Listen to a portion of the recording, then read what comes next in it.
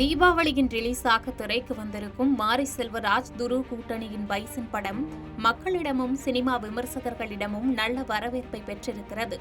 பரியரும் பெருமாள், கர்ணன், மாமன்னன், வாழை என இப்படி தொடர் சமூக உணர்வுகளை வெளிப்படுத்திய மாரி செல்வராஜ் இம்முறை கபடி மைதானத்தை மேடையாக்கி ஒரு புதிய கதை சொல்லியிருக்கிறார்.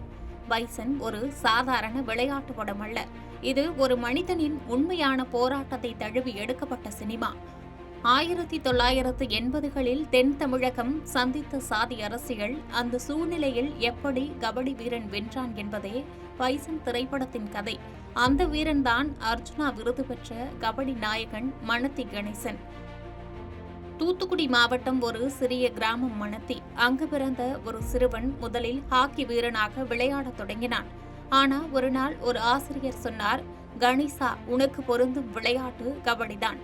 அந்த ஒரு வாக்கியம் கணேசனின் வாழ்க்கையையே மாற்றிவிட்டது. அந்த நாள் முதல் கணேசன் கபடியில் மூழ்கிவிட்டார். 1980களில் கபடி என்றால் புழுதியோடு கலந்த நிலம், கைகளாலே வரைந்த மைதானம், பார்வையாளர்கள் மரங்களின் நிழலில். அந்த இடத்திலிருந்துதான் மணத்தி கணேசனின் பயணம் தொடங்கியது.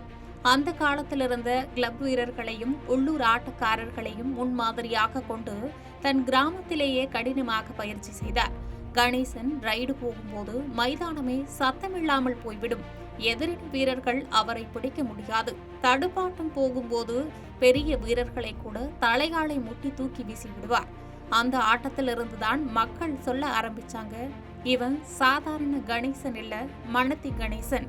தூத்துக்குடியிலிருந்து நெல்லை வரை மணத்தி கணேசன் விளையாட போகிறார் என்றால் பக்கத்து ஊர்களிலிருந்து டிராக்டர்லேயே நூற்றுக்கணக்கானோர் வந்து பார்ப்பார்கள். அவர் பலத்து காக்க வீரர்கள் அவரை பைசன், டைசன் அழைத்தார்கள். நான் காளமாடன் மாதிரி விளையாடுவேன். சிறு வயதிலிருந்து மரத்திலே ஏறி சுவரில் தலைகாலை முட்டி பயிற்சி செய்தவன், உடம்பு முழுக்க ஒரு ஆயுதம் போல ஆனவன் என்று அடிக்கடி சொல்வார். பள்ளி முடிந்ததும் கபடியில் பெயர் பெற்ற சன் பேப்பர் மில் அணியில் சேர்ந்து விளையாட ஆரம்பித்தார். அங்கிருந்து சென்னை ICF, தமிழ்நாடு போலீஸ் அணிகளுக்கு எதிராக ஆடிய போது அவரது ஆட்டம் பார்த்தவர்களை வாயடைக்க வைத்தது. பயிற்சியாளர்கள் சொன்னார்கள், இந்த வீரன் இந்தியாவுக்காக ஆடப்போகிறான். அது அப்படியே நடந்தது.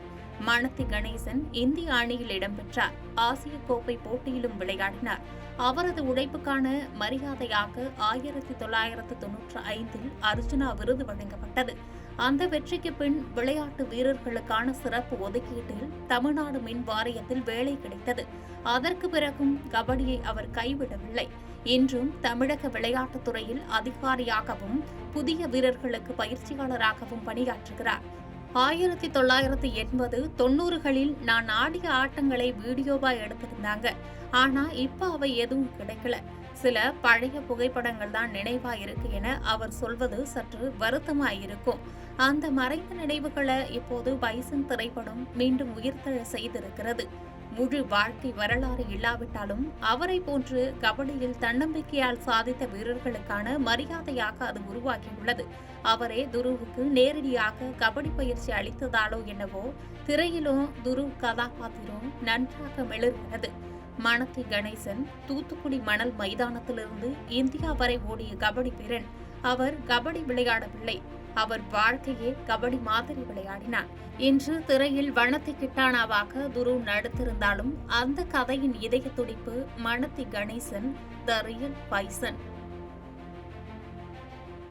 செய்திகளை உடனுக்குடன் தெரிந்து கொள்ள கீழ்கண்ட கேபிள் மற்றும் DTH நெட்வொர்க்குகளில் எம்நாடு செய்தி தொலைக்காட்சியை காணுங்கள். பாதகம் செய்பவரை கண்டால் நாம் பயம் கொள்ளலாகாது பாப்பா. மோதி மிதித்துவிடு பாப்பா, அவர் முகத்தில் உமிழ்ந்துவிடு பாப்பா. அண்மை செய்திகளை உடனுக்குடன் தெரிந்து கொள்ள இணைந்திருங்கள் எம்நாடு தொலைக்காட்சியுடன்.